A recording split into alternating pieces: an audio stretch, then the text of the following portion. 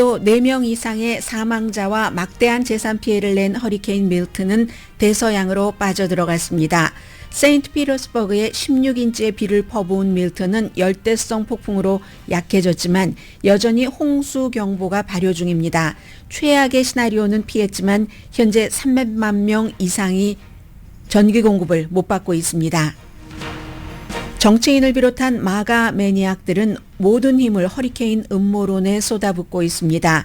허리케인 지역의 공화당 정치인들은 음모론을 비난하면서 지역구 주민들에게 루머에 속지 말라고 당부하지만 음모론은 마가의 막바지 선거 유세로 활용됩니다. 백악관은 레딧에 허리케인 페이지를 열었습니다. 작가 한강이 한국인으로서는 처음, 여성으로서도 드물게 노벨 문학상 수상자가 됐습니다. 노벨위원회 멤버들은 시적이고 실험적인 스타일로 인간의 트라우마와 인간의 약함을 강렬하게 표현한 작가라고 수상 이유를 밝혔습니다. 민주당이 블루월로 불리는 위스콘신, 미시건, 펜실베니아주에서 불리해지고 있다는 내부 우려가 커집니다. 일부 여론조사는 위스콘신과 미시건에서 해리스 후보 지지가 내려가는데 또 다른 여론조사에서는 미시건주에서는 지지율이 오히려 올라갑니다. 모두 오차 범위 아니기 때문에 지지율 조사가 얼마나 신빙성이 있는지도 알 수 없습니다.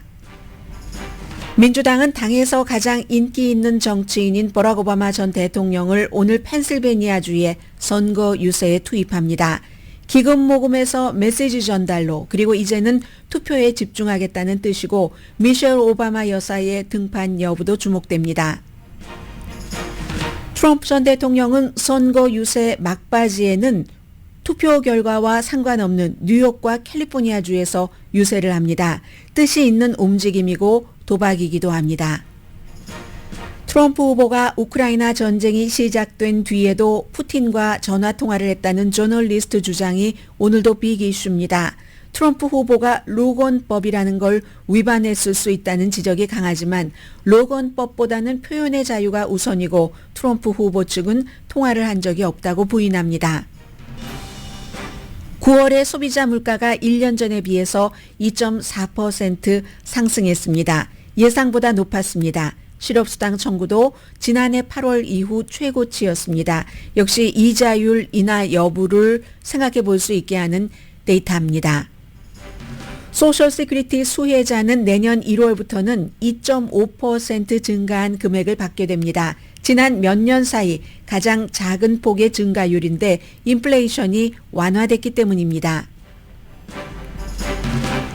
여러분 안녕하십니까? 오늘의 미국 강혜신입니다. 아마 오늘 미국이고 세계고 모든 뉴스를 다 제치고 한국분이라면은 작가 한강이 맞아 그 채식주의자 베지터리안 그 한강이 노벨 문학상을 받았대 하는 뉴스일 겁니다. 이 뉴스 잠시 뒤에 전해드리고요. 오늘의 미국이니까 지금 미국부터 보도를 해드립니다. 허리케인 3으로 플로리다주에 상륙했던 밀튼이 이제는 카테고리 1의 폭풍으로 약화됐지만 폭우와 강한 바람은 지금은 이제 텔레비전 화면에는 플로리다주 좀 잔잔해 보이거든요. 위협적이랍니다. 최악의 시나리오는 피했고 그랬어도 피해가 아주 컸습니다. 홍수 위험 여전하고요. 템파베이 지역 특히 이제 그 약간 아래쪽이 피해가 심했는데 그쪽 주변에 아직도 홍수 경고 발효 중입니다. 토네이도도 엄청났고 현재 이 밀튼이 케네디 우주센터가 있는 케이프 캐너버럴 그쪽에서 비를 뿌리고 점점 이제 북쪽으로 올라가는 거죠. 대서양 쪽으로 올라갑니다. 루시 카운티에서 적어도 4명이 사망했다고 하는데 저는 오늘의 미국을 진행하면서 플로리다주 이 허리케인 영향권 안에도 한국 분들이 살고 계시구나 하는 것을 확인을 할 수가 있었습니다. 아무 일도 없었기를 바라면서요. 밀튼 이 최대 어제 그 바람의 속도가 시속 120마일이었습니다. 시에스타키 여기에 상륙해서 말씀드렸었던 것처럼 어제 사라소타 여기 완전히 그 폭풍의 일이 엄청났다고 하죠. 세인트피터스버그 지금도 물 공급 중단됐습니다. 그리고 신문사 빌딩도 무너졌고요. 메이저리그 그 베이스볼 그 스타디움 지붕의 그 천이 완전히 그냥 날아가 버렸습니다. 그러니까 이쪽에서 말하자면 서쪽, 서남 쪽에서 쫙 이제 동북 쪽으로 쫙 뚫고 이 허리케인이 지나갔는데 템파의 아래쪽, 그리고 이제 동북쪽으로 가면은 올랜도 있죠. 그 디즈니랜드가 있는 그 디즈니 월드가 있는 곳에 약간 아래쪽으로 스치고 북서쪽으로 딱 그 대서양 쪽으로 빠진 이제 그런 그 경로입니다. 어제 이제 플로리다주에 살고 계셨던 분들은 하루 기록상으로는 가장 많은 토네이도 경고를 받으셨을 겁니다. 오늘 아침에 그 론 디센티스 플로리다 주지사가 기자회견하는 것 보니까 116번 24시간 동안 토네이도 경고를 발효를 했다고 하니까, 그리고 이제 그 가운데서 지금 확인된 토네이도 숫자만 19개였다고 하니까 이것보다는 많겠죠. 밀튼의 정확한 사망자 집계는 어차피 이런 일들은 며칠이 지나야지 집계가 됩니다. 피해도, 재산 피해도 마찬가지죠. 우리가 지금 눈으로 그 볼 수 있는 것, 고층 건물인데도 한쪽이 완전히 무너져 버리기도 했고, 집 같은 경우는 나무가 덮치면 그야말로 완전히 납작해지니까는요. 동물원 스텝과 동물들이 같이 뭐 날아가기도 했고, 현장 보도를 하던 앵커의 가슴과 얼굴에 뭐가 와서 그냥 확 박히는, 그리고 이제 이럴 때는 또 불도 많이 일어나잖아요. 아직도 310만 명 정전이고요. 집들을 보면은 물이 많이 찼어요. 예전에 70년대, 80년대 초 이때까지 한국에서 낮은 지대, 시장지대 이런 데는 이제 홍수가 나면은 엄청났잖아요. 그런 것과 마찬가지 지금 볼 수가 있습니다. 대부분의 지역에서 자동차 뭐 반 내지는 반 조금 안 되는 정도, 자동차 높이에 그 정도까지는 아직도 물이 차 있습니다. 다행히 템파 공항은 큰 피해는 없다고 합니다. 그리고 뭐 신호등 같은 것도 지금 안 되는 곳이 굉장히 많고요. 그리하여 이 허리케인 밀튼은 올해 이제 세 번째 강한 허리케인인데요. 헐린, 바로 지난번에, 그 전에는 데비가 있었었죠. 이제 허리케인이 또 완전히 대서양 쪽으로 빠져나가고 카테고리 1도 힘이 더 약해지고 사람들 집으로 돌아가고 나면 이제 가솔린 값 같은 것 많이 오를 겁니다. 그리고 이 플로리다주뿐만이 아니라 조지아주와 사우스캐롤라이나주도 바로 이제 플로리다주 북쪽이니까 이번 이 폭풍의 영향력 안에 들어있다는 것 말씀드리고요. 이 허리케인이라는 게 이제 북대서양 쪽에서 형성이 되는 열대성 폭풍이잖아요. 그래서 1단계부터 카테고리 1부터 카테고리 5까지 있고 강풍과 폭우 많이 일어나고 하는데, 지금은 이제 모든 것들이 또 이제 복구 작업 그리고 구조 작업에 집중을 해야 되잖아요. 그런데도 선거철이라서 그런지 여전히 뭐 첫날에도 그랬고 둘째 날도 그랬고 어제도 마찬가지고, 트럼프 대통령이나 또 트럼프 대통령을 지지하는 매체 측에서 여전히 이제 그 음모론을 너무 많이 퍼뜨리니까, 척 에드워즈 의원이라고요. 이 의원은 노스캐롤라이나주도 헐린의 피해가 아주 컸었잖아요.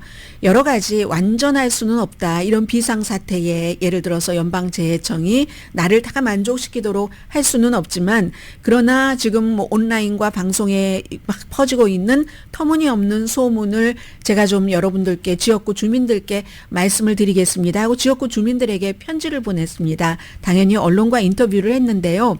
혹시 지금 조지아주, 노스캐롤라이나주 아주 격전지죠.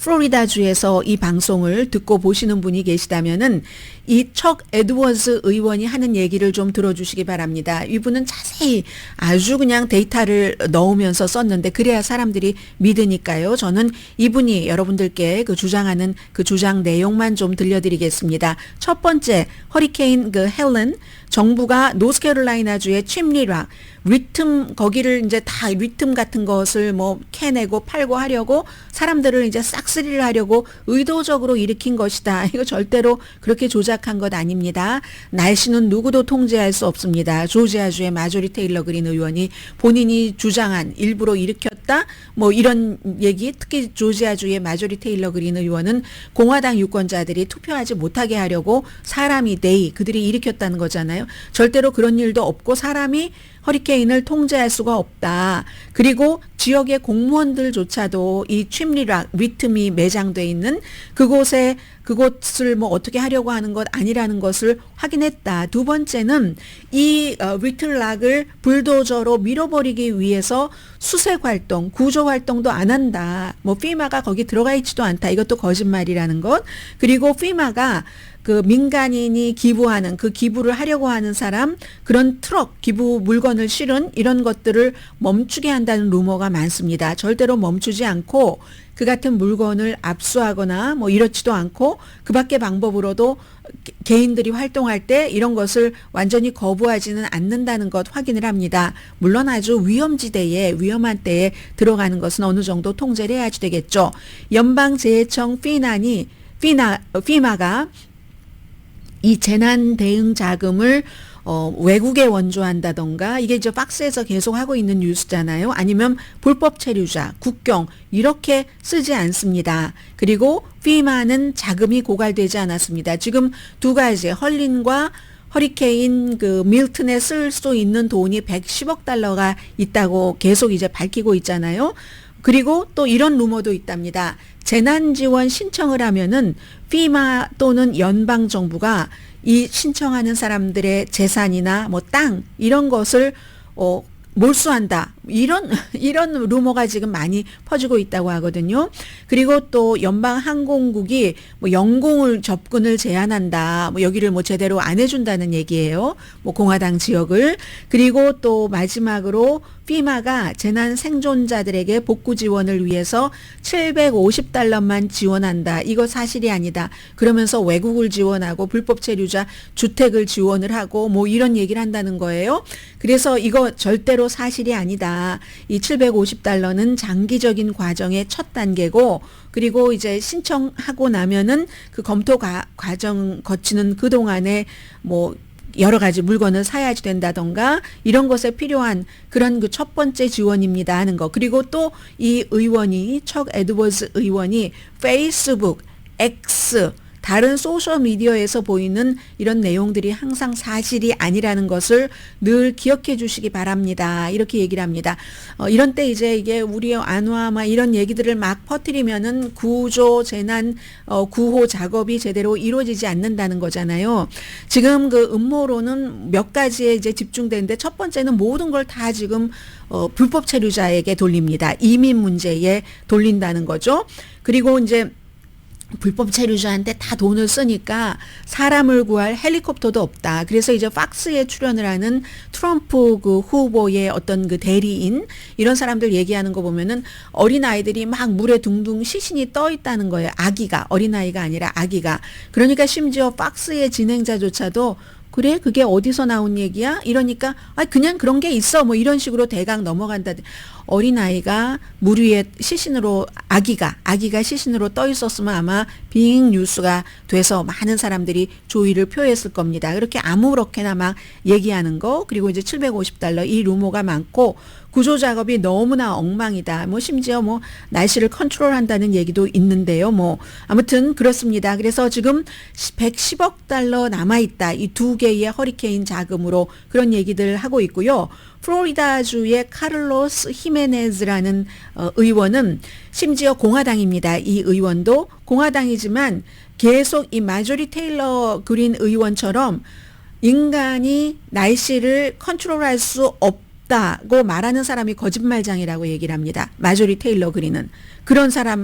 이런 사람은 머리 검사를 받아야지 된다. 공화당 정치인이 그렇게 얘기를 한 겁니다. 플로리다주가 지금 허리케인 그 영향권 안에서 피해를 많이 봤으니까 이게 머리 검사 받아야지 된다 하는 게 트럼프 후보가 최근에 많이 하는 얘기잖아요. 아무튼 이런 식으로 미국이 지금 굉장히 좀 뭐라고 할까요? 좀 후져진다고 할까요? 이런 재난 사태에는 일단 멈춤입니다. 서로 정치적인 공격도. 그런데 지금 이렇게 됐습니다. 근데 이제 마조리 테일러 그린 의원 같은 경우는 음모론을 너무 많이 얘기해서 4월 달에 뭐 일식 아니면 뭐 지진 이런 게 있으면 항상 신에 계시다. 뭐 이렇게 또 마지막에는 꼭 신과 연결을 시키거든요. 중요한 때에. 이민자, 신 이렇게 연결을 시킵니다. 백악관이 레딧은 일반인들이 많이 뭐 서로를 뉴스도 올리고 물어보고 답변하고 하는데 많이 활용이 되고 있잖아요. 이 레딧 약간이 아니라 조금 많이 보수적인 성향이 짙습니다. 이 레딧의 백악관 페이지를 개설했습니다. 허리케인 이런 업데이트를 하고요. 구조 작업 같은 것 그리고 피해자들이 도움을 받을 수 있는데 쉽게 도움을 받을 수 있도록 정보를 드리도록 하기 위해서 그러면서 이제 계속 얘기를 하는 거죠. 바이든 대통령이나 해리스 후보는 절박한 사람들 이런 사람들을 호도해서 지원을 받지 못하도록 하는 거 이런 위기의 순간에 있을 수 없는 얘기다 하는데 이제 이런 것 제가 지금 말씀드리는 것이 또 가짜라고 생각하시는 분들이 계시니까 이제 거기까지는 어떻게 할 수 없는 그런 상황인가 보다 이렇게 생각을 하고요. 오늘 아침에 이제 굿뉴스를 하나를 전해드리겠습니다. 한강 미국에선 53살 한국의 어떤 매체 보면 54살이라고 나오던데요. 제가 연도수와 생일을 확인을 안 했네요. 54살이건 53살이건 노벨 문학상 수상자로는 엄청 젊은 나이입니다. 보통 이제 노벨상이 수십 년 동안 그 사람이 했던 일을 보고 나중에 거기에 대해서 상을 주는 거잖아요. 그래서 지난번에 2016년도에 그 맨 부커 상을 The Vegetarian 채식주의자로 받기 그 전부터 이제 이 53살의 소설가가 한강 씨가 활동을 해서 지금 받은 건데 53살이면 엄청 젊은 나이에 받은 겁니다. 한국인으로서는 지금 미국의 모든 매체가 다 보도합니다. 뭐 정치 중심의 워싱턴 포스트부터 뉴욕 타임스부터 보도를 안 하는 매체가 하나도 없어요. 이건 이제 미국뿐만이 아니라 세계의 모든 언론들이 보도를 하는데 한국인으로서는 예술 분야에서는 처음 있는 겁니다. 이게 뭐 음악이든 아니면 무슨 뭐 이렇게 소설이든 뭐 김대중 전 대통령이 노벨 평화상을 받고 나서 수십 년의 세월이 흘러서 지금 처음이고 노벨상은 단일 작품 하나로 받는 건 아니죠. 맨 부커의 그 베지테리안처럼 노벨상 수상 그 위원들이 여러 명이 있잖아요. 그분들이 이제 가장 대표적으로 앞에 내세운 얘기는 이 한마디입니다. 이 역사의 트라우마 그리고 인간의 약함을 아주 강렬하고 시적인 산문으로 드러냈다는 뭐 그런 얘기거든요. 그러면 그리고 또 어떤 분은 또 시적이고 스타일이 굉장히 실험적이다. 그러므로 현대 문학의 혁신자다, 이노베이터다 이렇게 얘기를 했거든요. 그리고 이 한강이라는 작가가 몸과 정신 사이의 커넥션, 이 채식주의자를 말한 것 같아요. 그리고 앞에 그 역사적인 트라우마 하면 소년이 온다, 광주 사태를 쓴 그 소설을 말하는 것 같은데 삶과 죽음 사이의 커넥션, 또 장르를 넘어서 폭력이 있죠. 이 채식주의자 같은 경우도 먹기를 거부한 어떤 여성이 나중에 굉장히 이제 그것과 폭력이 연관이 되는 슬픔이 있고 노벨상 위원회들이 하는 얘기입니다. 위원들이. 또 가부장제 뭐 보면은 대부분이 이제 뭐 소년이 온다 하는 다수의 주인공을 빼고는 여자가 주인 경우가 많잖아요. 어떤 경우는 한국의 한 앵커, 남자 앵커를 모델로 썼다는 그런 소설에서도 여자가 주인공이고 채식주의자도 여자가 주인공이고 많은 그 소설에서 마찬가지입니다. 뭐 중단편도 많이 그 썼으니까는요. 또 뭐 인간의 행동에 대해서라든가 그리스 신화에 대해서라든가 노벨상 그 위원회도 강조한 게 1901년부터 지금까지 지금 2024년이잖아요. 여성으로서는 18번째 수상자다. 그리고 가장 최근에는 2022년도 프랑스 작가가 유명했었죠. 아무튼 본인 자신이 예상을 하지 않았다. 이런 말들을 해외에서도 똑같이 말을 합니다. 그래서 한강이라는 작가가 한국인으로서 처음 노벨 문학상을 받은 거 오늘 이 뉴스는 모든 분들을 너무 기쁘게 할 겁니다.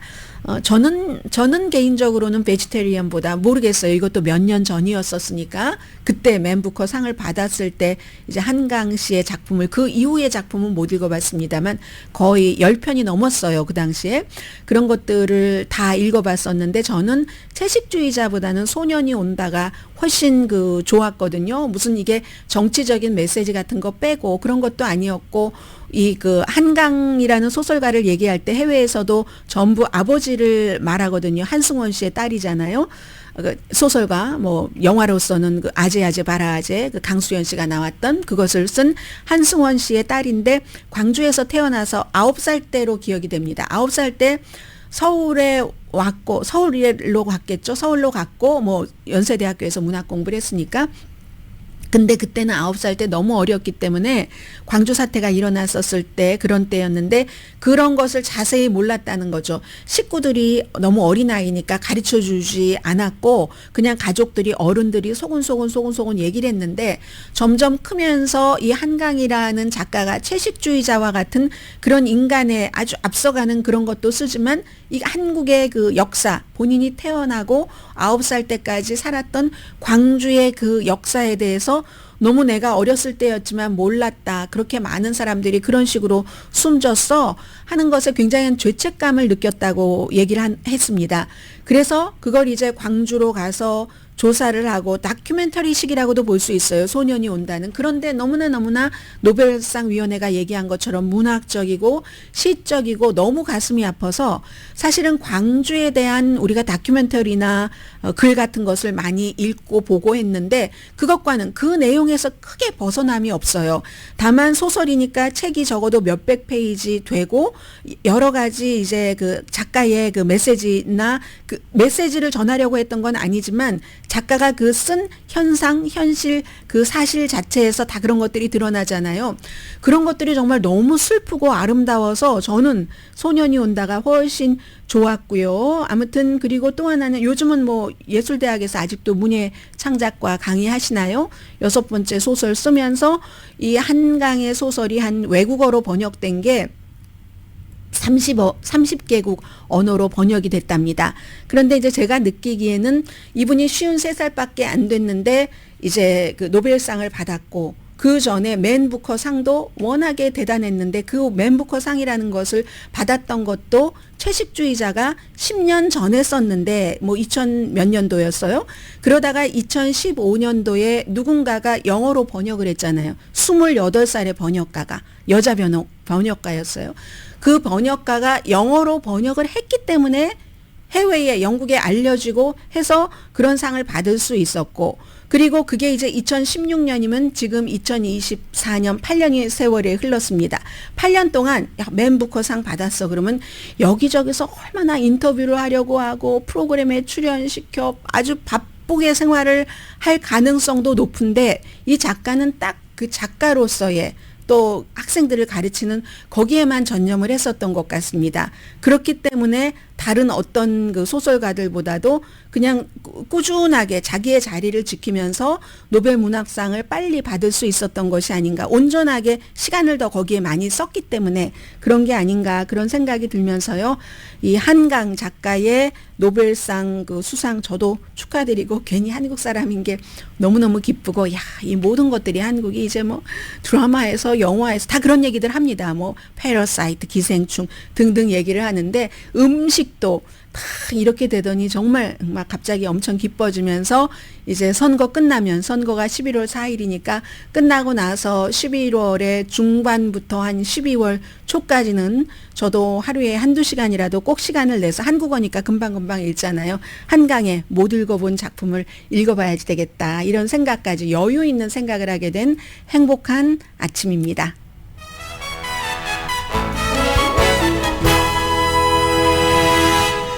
오늘의 미국은 전문가가 추천하는 이민법, 가정법 전문 재인정 종합법률사무소, 총 20억 달러 승소, 교통사고와 상해 전문 브라이언 타필라와 CG 변호사 그룹, 집용자 홈에퀴리 라인업 크레딧, 급한 하드머니도 정말 쉽게 잘하는 용자나라 공동후원입니다. 잠시 뒤에는 민주당이 지난주부터 약간 정체인데 그래프는 살짝 내려가기도 한다.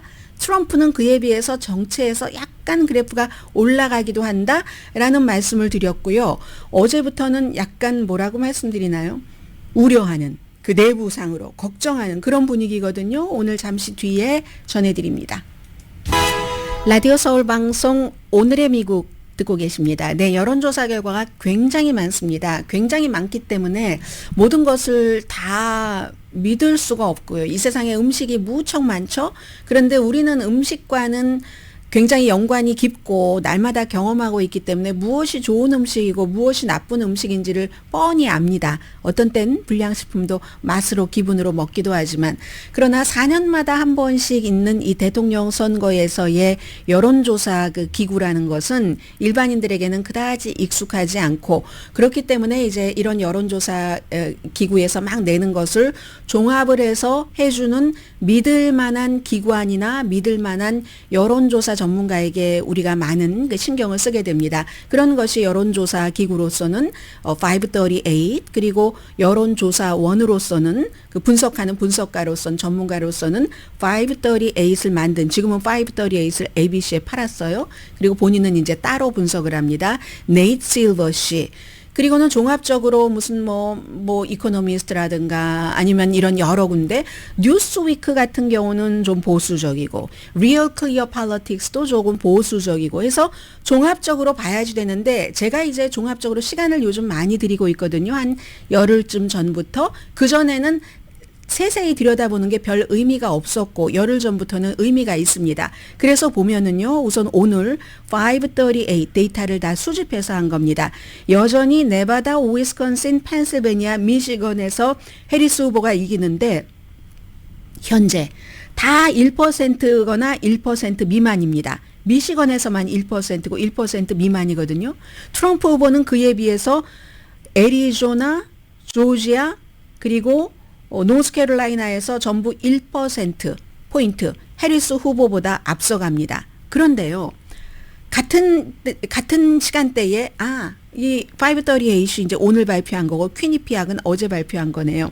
보면은 퀴니피악 같은 경우는 펜실베니아주에서는 여전히 해리스 후보가 앞서지만 3%포인트, 미시건과 위스콘신은 트럼프 후보가 앞서는 것으로 나오거든요. 한 3%씩, 2%씩. 그럼 이 퀴니피악이 지난번에 조사했을 때보다 이번에 짧은 기간 사이에 갑자기 트럼프가 2%, 3% 경합주에서 이렇게 나온 적이 없습니다. 이렇게 앞서간다는 거는 뭔가 다른 매체와는 다르다 하는 것을 알 수가 있고 퀴니피악은 뭐 중간 정도, 중간보다 약간 위, 그 정도의 점수를 받는 여론조사 기구입니다. 그러면 디트로이트에서 이 미시건에서 트럼프 후보가 이 퀴니피악에 따르면 지금 3% 앞서가요. 50%대 해리스 47%. 미시건에서 발행되는 디트로이트 뉴스가 그쪽을 여론조사를 해본 결과는 또 반대예요.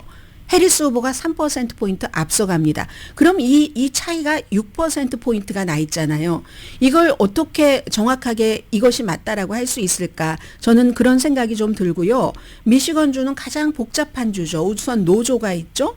거기에 이제 아랍계가 있고 또 청년들 이런 충돌이 지금 민주당에 조금 그 마이너스가 되는 그런 것인데 최근에 보면은 왜 디트로이트 뉴스는 미시건에서 해리스가 트럼프보다 3%포인트나 앞서간다고 하는가 하면은 이건 그 관세 있죠. 그 관세에 대해서 트럼프 후보의 그 관세가 물가를 굉장히 높일 것이다라는 인식이 미시건 쪽에서는 퍼졌답니다. 그래서 이렇게 얘기를 하는데 그런데 또 인사이더 어드밴티지라는 여론조사 기구를 보면은 트럼프 후보가 또 펜실베니아주에서 2포인트나 앞서거든요.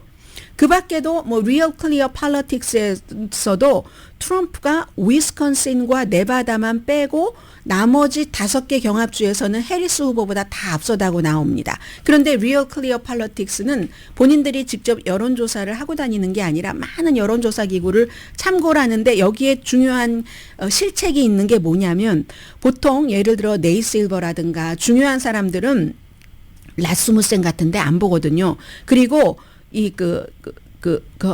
또 다른 그 트라폴가라는 여론조사 기구는 완전히 빨간 표를 해놓거든요. 이거는 그냥 공화당 기관 뭐 이런 식으로. 근데 리얼 클리어 폴리틱스에서 트럼프가 위스콘신과 네바다만 빼고 다 앞선다. 이게 뭐 사실일 수도 있어요. 그러나 다른 매체에서는 왜 이렇게 안 나오냐면 라스무센과 이 트라팔가라는 이 두 군데가 완전히 늘 그냥 내놓고 트럼프 지지를 이렇게 늘 내놓으니까 그래서 이 리얼 클리어 팔러틱스에 이걸 안 쓰는 겁니다. 그래서 이게 어제는 리얼 클리어 팔러틱스에서 그렇게 나왔지만 오늘 또 다시 들어가서 리얼 클리어 팔러틱스 여론조사를 보면 이것과 또 다르거든요. 오늘은 또 리얼 클리어 팔러틱스에서 라스무센과 이 트라팔가의 여론조사는 뺀 겁니다. 그리고 뭐 퀴니피악 이 정도는 넣었어도 그럼 이렇게 됐을 때 우리가 여론조사를 신뢰할 수 있는가?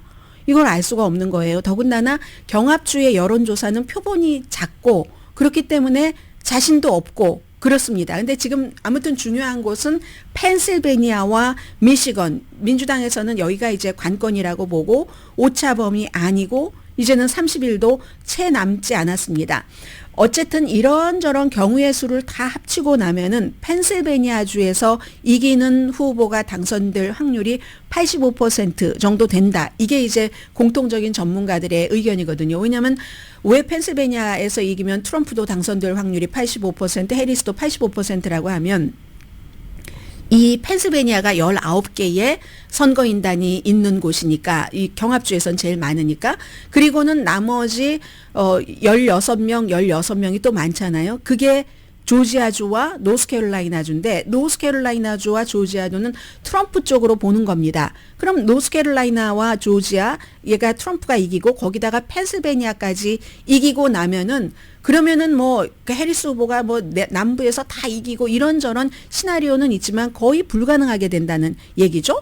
반면에 해리스 후보가 펜실베니아에서 이기면 나머지 블루월인 미시건이나 위스콘신도 약간의 차이는 있지만 대체적으로 지금 미시건이 약간 흔들리긴 하지만 해리스 후보가 앞서간다고 봅니다. 그럼 이 세 군데 블루월에서 앞서면 선거인단 한 표만 있으면 되는데 그건 이제 네브라스카에서 하나를 확보를 거의 한 것처럼 보이기 때문에 그래서 이제 펜실베니아가 굉장히 중요하다고 보여지고요.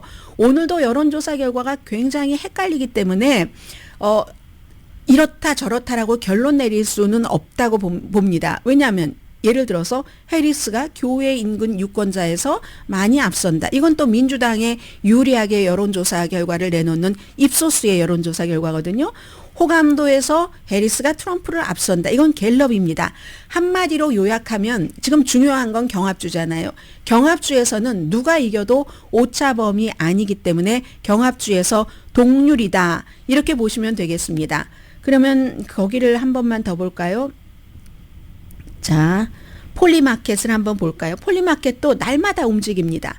날마다 움직여서 오늘은 또 어제보다 트럼프 후보가 2.3%포인트나 올라갔어요. 밤에 제가 잠자기 전에는 52점 몇이었는데 55.6. 그러니까 해리스 후보가 또 2.3% 내려가서 43.2%가 되거든요. 여기도 또 오차 범위가 있으니까. 그런데 이제 이 같은 추세가 앞으로 20 며칠 동안 계속 간다면 트럼프가 이긴다고 볼 수 있는데 지금 한 일주일 열흘 사이에 많은 것이 변하고 있잖아요. 그래서 아직은 이게 뭐라고 알 수가 없다. 그리고 뭐 한 군데의 그 여론조사 기구가 뭐 이 베팅 사이트지만요. 폴리마켓은 다 맞다 할 수도 없는 그런 그 상태에서 지금 오늘 그 버락 오바마 전 대통령이 펜실베니아 피츠버그에서 선거 유세를 시작한다고 하는 거 민주당이 이제 바꾸는 겁니다. 뭘 바꾸냐면 바꾼다기보다 기획대로 가는 거겠죠. 처음에는 기금 모금. 그러다가 기금 모금 이제 더 이상 얘기 안 합니다. 뭐 이 해리스가 들어오고 나서요 80일밖에 안 되는데 역사상 그렇게 기금을 많이 모금한 사람이 없대요. 10억 달러 이런 얘기 안 하잖아요. 그렇게 자랑하면은 사람들이 뭐 좀 돈이 많으니까 돈 가는데 표가 간다며 하면서 뭔가가 사람들이 뭐 투표도 안 하지 않을까 싶어서 이제는 기금 모금 많이 한다 소리 안 합니다. 기세를 올릴 때는 이렇게 많아 하는데 그냥 얘기하지 않잖아요. 오히려 뭐가 우리가 이겨 무조건 이겨 하고 자랑을 하는 스타일은 공화당입니다. 막 이런 그 자랑을 하는 그런 그래서 민주당은 지금 기금 모금에서 그동안은 이번 주 지난 주말부터 해리스 후보가 열심히 인터뷰를 했잖아요. 팟캐스트, 텔레비전에서 남자 유권자, 뭐 여자 유권자, 젊은 여성 뭐 이런 식으로 나이 든 사람들, 더 뷰 이렇게 쭉 뭐 하워드 스턴 뭐 이렇게 인터뷰를 했잖아요. 이것은 메시지를 전하는 거고 충분하지 않다고 봅니다. 사람들 아직도 그것이. 그리고 조금 더 일찍 시작했으면 좋았을 텐데 라고 보는 사람들도 있고, 그건 이제 또 해리스 캠페인 측의 사정이 있기 때문에 일반인들이 다 알 수는 없는 거고요.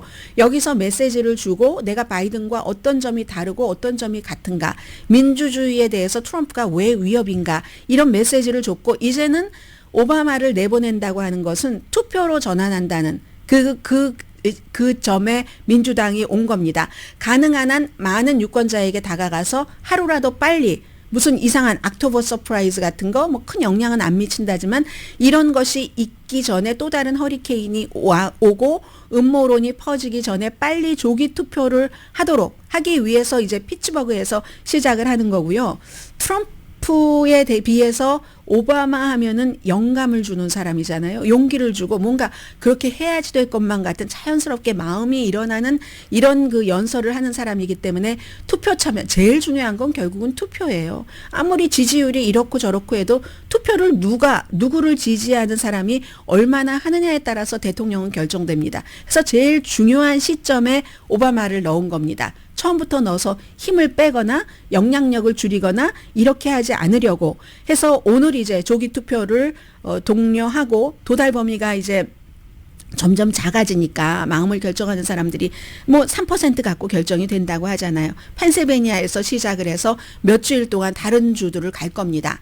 그러면서 오바마는 꼭 해리스 지원뿐만이 아니라 좀 위험한 그 민주당 정치인들 있죠. 상원 의원, 하원 의원, 이런 사람도 지원을 하고, 특히 펜실베니아주에서도 오늘 아침에도 NPR 방송을 들으면서 이렇게 새벽에 출근을 하는데, 젊은 흑인 남자들이 이제 그 트럼프를 지지를 많이 한다는 거예요. 어떤 그 이발소에서 인터뷰를 하는데 한 대여섯 명 물어봤는데 해리스를 지지한다는 사람 한 사람밖에 없었습니다. 그리고 다 트럼프를 지지한다고 얘기를 하거든요. 뭐 여러 가지 이유가 있고 경제적인 이유가 있고 하는데, 오바마는 미국에서 최초로 흑인으로서 대통령이 된 사람입니다. 그러니까 그 지역에 최초의 흑인 대통령이 호소를 하는 겁니다. 흑인 유권자들에게. 호감도도 지금 90% 민주당에서는 이상이 되고, 무당파들도 대부분 이제 오바마 그 전 대통령을 좋아하죠. 이건 8월 달에 영국의 이코노미스트와 유가브가 조사를 한 겁니다. 그래서 해리스 캠페인은 지금부터 오바마를 활용을 해야지 됩니다. 엄청나게 잘 대리인으로 활용을 해야지 되고요. 또 오바마가 중요한 것 가운데 하나가 흑인표 엄청 받았죠. 그런데 도시 인근의 백인들의 표를 많이 당시에도 받았고, 지금도 좀 배웠다 하는 백인들 있죠. 그런 사람들이 오바마를 좋아합니다. 도시 인근의 사람들 어필하기 위해서. 마지막에 글쎄요, 미셸 오바마가 등장을 할지는 모르겠습니다만 전당대회에서 연설이 미셸 오바마가 버락 오바마보다 훨씬 더 잘하고 더 강력했고 심금을 울렸다 하는 사람들이 많으시던데, 모르겠어요. 원래 미셸 오바마가 이렇게 캠페인 랠리에 잘 나서지 않으니까 나서지 않을까요? 제가 짐작해 보기에는 이거 정말 큰 싸움인데, 지금 이렇게 해서 오늘 오바마를 내보내는 거고, 어제는 애리조나에 살고 계신 분들 안녕하세요. 조기 투표, 직접 투표를 하는 첫날이었다죠. 해서 JD 벤스 공화당 후보도 거기에 갔고, 팀 월즈 민주당 부통령 후보와 그리고 지금 그 해리스 후보의 남편 더글러스 엠호프도 거기 가서 함께 선거 유세를 하는데, 보니까 존 맥케인 전 공화당의 후보였고 군 출신이고 하는 그 존 맥케인의 아들 제임스 맥케인이 같이 민주당 그 부통령 후보와 뭐 재향군인들 모아놓고 어떤 선거 캠페인을 하더군요. 애리조나는 이제 다 지역마다 특성이 있어서 앞서 말씀드린 미시건주가 제일 복잡하다. 노조와 뭐 이런 아랍계와 뭐 젊은 사람들 이런 사람들이 다 합쳐졌다 했는데, 애리조나는 국경이 있잖아요. 그리고 애리조나 인구가 700 몇십만 명밖에 안 되니까 로스앤젤레스 카운티 인구보다도 적습니다. 그래서 선거인단이 11표잖아요. 캘리포니아주가 54표고 이건 인구 비대로 하니까, 아무튼 그래서 이 이민 문제, 또 하나는 이제 그 선거의 낙태, 여기에 대해서 물어보는 게 포함이 되기 때문에 그런 게 이제 굉장히 중요하고, 오늘은 이제 해리스 후보는 오바마와 조인하지는 않네요. 라스베가스 유니비전 그 타운홀 녹화를 하고 히스패닉을 겨냥한 거죠. 또 역시 애리조나에서도 그런 비슷한 녹화를 하고 애리조나주에서 저녁에 피닉스에서 선거 유세를 한답니다. 그런데 지금 이렇게 보면 애리조나주는 그냥 트럼프에게 가는 것이 아닌가 이런 생각이 들고요. 시간이 많이 지나서 트럼프 후보가 올해 뉴욕시와 캘리포니아주에서 선거가 시작되기 거의 뭐 얼마 남지 않은 시기에 선거 유세를 하는가 이런 것들은 잠시 뒤에 전해드리겠습니다. 이어 서울방송 오늘의 미국 듣고 계십니다. 오늘 나온 경제지표부터 조금 말씀드리자면요. 9월 달에 소비자 물가가 한 달 전에 비해서 0.2%, 1년 전에 비해서 2.4% 상승했습니다. 예상보다 높았습니다. 두 가지 다. 식품과 에너지를 제외한 그런 그 핵심 그 콜 인플레이션 0.3% 한 달 사이에 그리고 1년으로 하면 3.3% 올라갔거든요. 대부분 이제 물가가 인상된 그 부분은 식품 가격, 달걀 값이 굉장히 또 비싸졌다면서요. 그리고 이제 우리 그 주거비 0.2% 올라갔고 이거 1년 전에 비하면 4.9% 상승입니다. 에너지 값이 내려갔는데 1.9% 워낙에 주거비가 아주 큰 부분을 차지하잖아요. 그래서 이렇게 인플레이션이 올라갔고 중고차 가격 0.3% 올라갔고요. 새로운 차 0.2% 또 여러 가지 그 헬스케어 비용도 1.1%, 1.1% 정도 되면 급등이라고 볼 수 있겠죠. 실업수당 청구도 14개월 만에 최고치니까 지난해 8월 이후 최고치였습니다. 10월 5일에 끝난 실업수당 청구건이 25만 8천 건이었는데 이건 10월 5일에 끝났으니까 오늘 10월 10일이잖아요. 허리케인 헐린 때문에 그렇다 하는 걸 알 수 있고 또 뉴스로 전해드리지도 못했지만 보잉사 파업하잖아요. 한 3만 3천 명 정도. 그러니까 당연히 뭐 여러 가지 뭐 연결돼서 실업 수당 청구가 높아지는 거고 9월 달에 이제 연방준비제도가 0.5% 포인트 이자율을 인하했는데 계속 인하할 것으로 예상은 되지만 언제 그 폭이 얼만큼인가 이건 또 이제 알기 어려워졌죠. 지금 인플레이션 물가 상승 그 폭에서 연방준비제도는 이제는 뭐 실업률 노동시장에 더 신경을 쓰는 것처럼 보이고요. 그리고 지난해에는 그 소셜 시큐리티 기금 받으시는 분들이 8.7%나 올랐었잖아요. 근데 그때는 인플레이션이 워낙에 심했으니까 그렇게 하고도 내가 플러스야 마이너스야 하셨는데 이제는 인플레이션이 어느 정도 자리 잡히면서 내년 1월 달부터는 올해보다는 사회보장 그 기금이 2.5% 인상된 금액을 받으실 수 있다는 건 말씀드리고요. 자, 트럼프 후보가 왜 선거 몇 주일 전에 뉴욕시와 캘리포니아 코첼라에서 대규모 선거 유세를 하는가를 말씀을 드리겠습니다. 얼마 전에도 이 트럼프 후보가 시간도 없는데 뉴욕에 가서 선거 유세를 하면서 뉴욕 이길 수 있어. 이렇게 얘기를 했잖아요. 그거 꼭 이길 수 있어서 간 것 같지는 않고요. 많은 전문가들의 어떤 그 지적 같은 것을 종합을 해보면요. 공화당이 장악하고 있는 그 선거구 민주당이 하원을 통제하기 위해서 타겟으로 삼고 있는 곳 있잖아요. 그런 것들을 이제 도와야지 되죠. maybe 이제 예를 들어서 미셸 스틸 그 의원의 지역구 같은 경우가 지금 굉장히 팽팽하잖아요. 그런 곳, 뭐 민주당도 마찬가지예요. 민주당은 데이브 민 지금 주 상원 의원이고 연방 하원에 나간 여기에 민주당이 돈을요 제일 많이 퍼부었습니다. 민주당 차원에서. 그 공화당도 또 당 차원에서 미셸 스틸 그 의원의 지역구를 지켜야지 되니까 이렇게 그 되는 거거든요. 그래서 트럼프가 만약에 승리를 한다면 대통령 혼자 할 수 없다는 것을 알고 있기 때문에 의석을 방어하기 위해서 왜냐하면 지난번 선거에서 그 뉴욕 그쪽 지역에서 공화당이 아주 잘했잖아요. 그걸 지켜야지 되는 거예요. 그리고 캘리포니아주에서도 공화당 의석을 지켜야지 되는 이런 일을 하기 위해서 맨하탄에서는 메디슨 스퀘어 가든에서 선거 유세를 한다고 하고 날짜는 아무튼 좀 남았어요. 그리고 캘리포니아주에서는 코첼라 그 뮤직 페스티벌 열리는 그쪽에서 뭐 캘론 렌치인가요? 거기서 한다고 하는데 그런 의미가 하나는 있는 거고 그리고 뭐 이런 경우는 뭐 주를 넘어서 경계에서도 많이 올 것 같아요. 그런 거. 그러면 언론의 관심을 끌겠죠. 지난 주말에 펜실베니아주에서 4만 명에서 한 10만 명 정도, 주최 측은 10만 명이라고 하고 그 정도로 많이 와서 관심을 엄청 끌었잖아요. 그런 관심을 끌고 다시 이제 뉴스를 확 휘몰아쳐가고 이런 것도 있고. 그런데 보통 이제 그 선거 캠페인 후반 막바지에는 긴장감이 굉장하잖아요. 그 단계에서 승패를 가릴 경합주가 아닌 곳을 간다? 이거는 좀 위험하다. 이렇게 보고 있는 사람들도 많은 것 같고요. 그리고 제가 지난주에 펜실베니아 유세를 말씀드리다 보니까 하나가 생각이 났는데, 공화당 하면은 어제 뉴욕타임즈가 일면에 지적을 한 것처럼 성전환 이런 문제에 굉장히 민감하고 보수적입니다.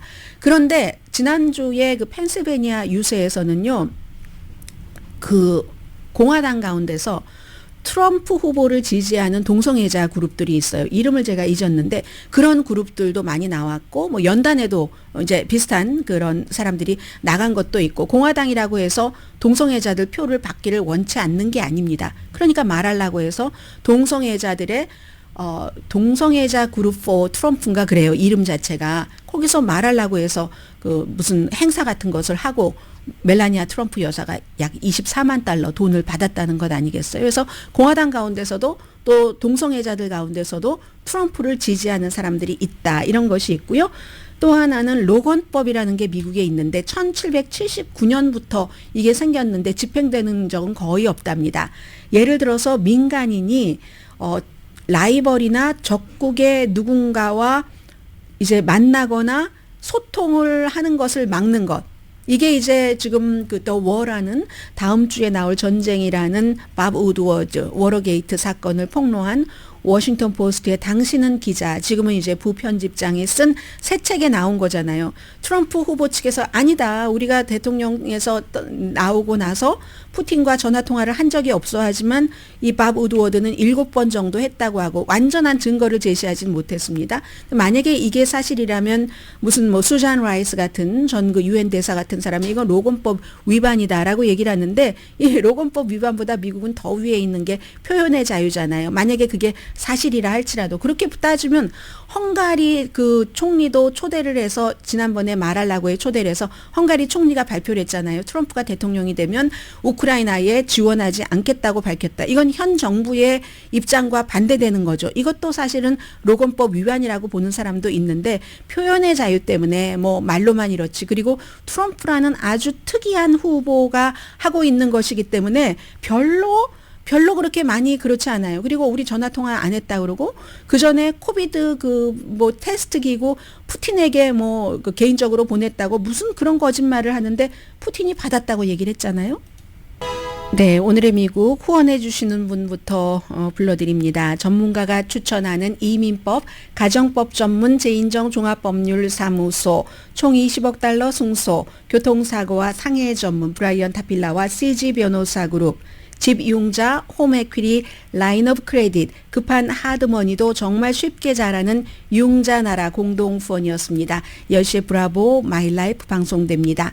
어제 뭐 바이든 대통령과 네타냐후 한 30분 정도 전화 통화를 했다고 하고요. 뭐 그 자리에 그 카멜라 해리스 후보도 같이 전화 통화에 참여했다고는 하는데, 그렇긴 하는데 뭐 좋았다 이런 얘기 나오는데 딱히 뭐라 이런 게 없는 것 같거든요. 그리고 이스라엘이 어쨌든 그 이란을 공격을 하기는 한다 이런 얘기를 지금 하고 있는 것 같고요. 그러나 여기에 따라서 이것도 또 선거에 굉장히 영향을 미치기 때문에 허리케인 그 밀튼은 예상했었던 그 최악의 시나리오는 피했기 때문에 지금 이게 해리스 후보에게 엄청난 악재가 되지는 않고 지나갔지만 이스라엘의 그 이란 공습도 굉장히 영향을 미칠 수 있을 것 같고요. 아주 좋은 목요일입니다. 여러분 해피하시고요. 저는 오늘 아침 좀 후회했습니다. 새벽에 나오기 전에 만약에 한강이 노벨상 수상자가 됐다는 걸 알면 책이라도 한 줄 갖고 와서 그 한 문장이라도 읽어드릴 텐데 왜 오늘 아침에 일어나서 이 리뷰를 안 하고 회사에 출근했는지 모르겠어요. 강혜신이었습니다.